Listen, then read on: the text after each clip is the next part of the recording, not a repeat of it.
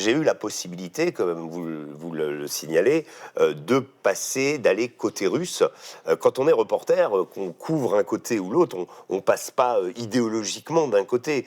Moi, j'ai couvert pendant des années les talibans, par exemple. Jamais personne ne m'a accusé de faire la propagande des talibans. Pourtant, j'ai passé beaucoup de temps avec eux. Moi, quand je vais en Russie, que je raconte la vie des soldats, que j'essaie d'expliquer quelle est leur morale. D'abord, c'est important quand même de connaître le moral d'une armée.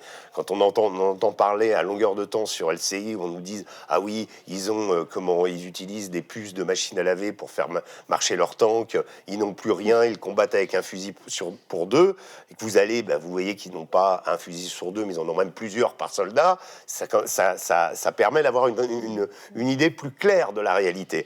Il m'est arrivé de donner des conférences ou de tenir des séminaires pour des étudiants. Et je disais toujours aux étudiants, si vous voulez faire du journalisme, il ne doit pas y avoir d'endroits au monde dans lesquels vous vous dites non, je ne peux pas y aller, ni de personnes à qui vous dites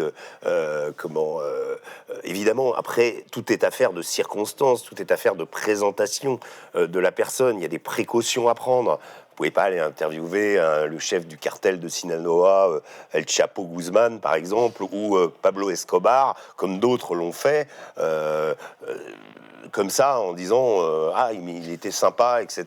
Voilà. Non, il y a une manière, mais d'éditorialiser, mais avoir le point de vue d'un assassin ou de quelqu'un qui est désigné comme tel, à comprendre ses motivations me paraît essentiel. Le revers de la médaille de ça, qui pour moi, se situe qu'on n'a pas vu venir, se situe dans les opinions publiques des autres.